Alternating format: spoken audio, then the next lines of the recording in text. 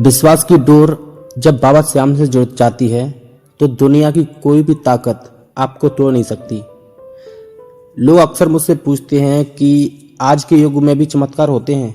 मैं उनसे बस यही कहता हूँ, चमत्कार देखने के लिए आंखें नहीं, वो दिल चाहिए जो हार मान चुका हो और फिर भी अपने सांवरे पर भरोसा रखे। यह कहानी एक ऐसे भक्त की है जिसकी ईमानदारी ने खुद श्याम बाबा को मजबूर कर दिया उसकी मदद करने के लिए। जय श्री श्याम दोस्तों, स्वागत है आपका आप एक यूट्यूब चैनल द श्याम दरबार में। राजस्थान के एक छोटे से गांव के किनारे एक कच्ची बस्ती में रामू का छोटा सा घर था। घर क्या था, बस मिट्टी की दीवारें और ऊपर खफेल की छत जो बरसात में अक्सर रो पड़ती थी। रामू एक स्थानीय छोटी सी लोहे की फैक्ट्री में दिहाड़ी मजदूरी करता था। सुबह सूरज निकलने से पहले उठना, ठंडे पानी से स्नान करना और बाबा श्याम की एक फटी सी तस्वीर के सामने दिया जलाना, यही उसकी पूंजी थी। रामू की पत्नी शांति बीमार रहती थी, लेकिन उसका स्वभाव अपने नाम जैसा ही शांत था। घर में गरीबी का तांडव था, पर रामू का एक नियम कभी नहीं बदला। वह अपनी कमाई का एक हिस्सा और दिन की पहली ताजा रोटी हमेशा बाबा श्याम के नाम की निकालता था।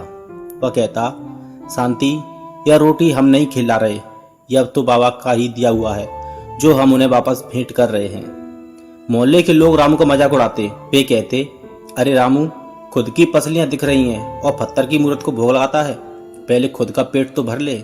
रामू बस एक ही बात कहता, सेठ ने काम दिया है तो तनख्वाह भी देगा, और मेरे सांवरे ने जीवन बदला है तो वो दाना भी देगा। कहते हैं कि सोने के कुंदन बनने के लिए आग में तपना पड़ता है। रामू की परीक्षा का समय आ गया था। एक काली रात फैक्ट्री में अचानक शॉर्ट सर्किट हुआ और भीषण आग लग गई। फैक्ट्री जलकर राख हो गई। फैक्ट्री के मालिक जो पहले ही घाटे में चल रहे थे, इस घटना से बौखला गए। उन्होंने बीमा के पैसे हड़पने और अपना गुस्सा निकालने के लिए सारा इल्जाम वहां रात की शिफ्ट में काम करने वाले रामू और उसके दो साथियों पर मढ़ दिया। पुलिस आई, रामू को अपमानित किया गया।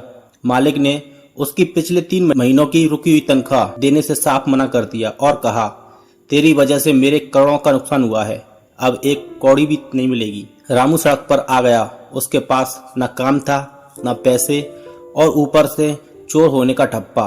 बीते 7 दिनों में रामू के घर में चूल्हा ठीक से नहीं जला था।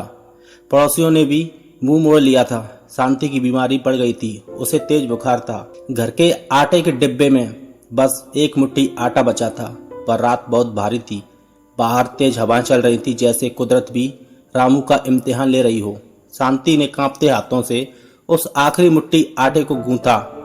केवल एक छोटी सी रोटी बनी। शांति की आंखों में आंसू थे। उसने धीरे से कहा, रामू, आज ये रोटी खा लो, तुम कई दिनों से भूखे हो। अगर तुम गिर गए तो मेरा क्या होगा। रामू ने उस सूखी रोटी को देखा। तभी उसकी नजर कोने में रखी बाबा श्याम की तस्वीर पर पड़ी। तस्वीर पुरानी थी, लेकिन बाबा की मुस्कान वही दिव्य थी। रामू ने कांपते हाथों से वो रोटी उठाई और बाबा की तस्वीर के आगे रख दी। शांति चीख पड़ी, रामू, यह क्या पागलपन है। भगवान भूखा नहीं रहता, इंसान मर जाता है भूखी से। रामू ने बड़े धीरज से कहा, शांति, आज अगर मैंने ये रोटी खा ली तो मेरा पेट एक रात के लिए भर जाएगा, लेकिन अगर आज मैंने बाबा का हिस्सा रोक लिया तो मेरा विश्वास हमेशा के लिए मर जाएगा। मुझे भूख मंजूर है, पर धोखेबाजी नहीं। मैंने उनसे वादा किया था कि पहली रोटी उनकी होगी। रामू उस रात भूख के मारे जमीन पर ही सो गया। आंखों से आंसू बहते रहे और जुआ पर एक ही नाम था, हारे का सहारा, बाबा श्याम हमारा। अगले दिन ब्रह्म मुहूर्त में जब आसमान में हल्का सा गुलाबी रंग उतर रहा था, रामू के घर के बाहर टापों की आवाज सुनाई दी, टप टप टप, जैसे कोई तेज रफ्तार घोड़ा रुका हो। एक बुलंद आवाज आई, रामू, ओ भक्त रामू, बाहर आ। रामू लड़खड़ाते हुए बाहर आया। उसने देखा कि दरवाजे पर एक विशाल नीला घोड़ा खड़ा है, जिसकी आंखें चमक रही थीं। उस पर एक घुड़सवार बैठा था, जिसका मुख मंडल इतना तेजस्वी था कि रामू अपनी आंखें नहीं मिला पा रहा था। उस सवार ने पीला पटका बांधा रखा था और उसके हाथ में एक मोर छड़ी थी। घुड़सवार ने कहा, रामू, तुम्हारे फैक्ट्री के मालिक ने यह पोटली भेजी है। उसे रात भर नींद नहीं आई। उसे अपनी गलती का एहसास हो गया है। इसमें तुम्हारी रुकी हुई तनख्वाह है। बोनस और तुम्हारी पत्नी के इलाज के पैसे हैं। रामू हक्का बक्का रह गया। उसने कांपते हाथों से वो भारी पोटली थामी। जैसे ही उसने कुछ पूछना चाहा, घुड़सवार ने घोड़े की लगाम खींची। नीला घोड़ा हवा से बातें करने लगा और पलक झपकते ही वह सवार ओझल हो गया। हवा में एक अजीब सी चंदन और इत्र की खुशबू तैर रही थी। रामू दौड़कर फैक्ट्री पहुंचा। वहां मालिक सिर पकड़कर बैठे थे। रामू को देखते ही मालिक उसके पैरों में गिर पड़े। मालिक ने रोते हुए कहा, रामू मुझे माफ कर दो, कल रात मुझे एक सपना आया। नहीं, वो सपना नहीं था। मुझे लगा जैसे मेरे कमरे में साक्षात कोई आया है, एक नीला घोड़ा और उस पर सवार एक योद्धा। उसने मुझसे कहा कि मेरे भक्त का हक मत मार, वरना तेरी नस्लें बर्बाद हो जाएंगी। मैं डर गया। मैंने सुबह होते ही मुनीम को तुम्हारे घर पैसे लेकर भेजने को कहा था। रामू ने चौंक कर पूछा, क्या मुनीम जी अभी आए थे? मालिक ने कहा, नहीं, मुनीम तो अभी फाइल तैयार कर रहा है। वह तो आधे घंटे बाद निकलने वाला था। रामू के हाथ से पोटली गिर गई। मुनीम तो अभी गया ही नहीं था, तो वो घुड़सवार कौन था? रामू समझ गया। वह भागा भागा घर आया और उस पोटली को खोला। पोटली के अंदर रुपयों के साथ साथ वही आधी रोटी रखी थी जो उसने रात को बाबा को चढ़ाई थी। लेकिन वो रोटी अब सूखी नहीं थी, वह ताजा थी। उसमें से दिव्य महक आ रही थी। रामू और शांति वहीं जमीन पर बैठ गए और फूट फूट कर रोने लगे। आज रामू गरीब नहीं है। उसकी अपनी एक छोटी सी वर्कशॉप है जिसका नाम है श्याम कृपा लोह उद्योग।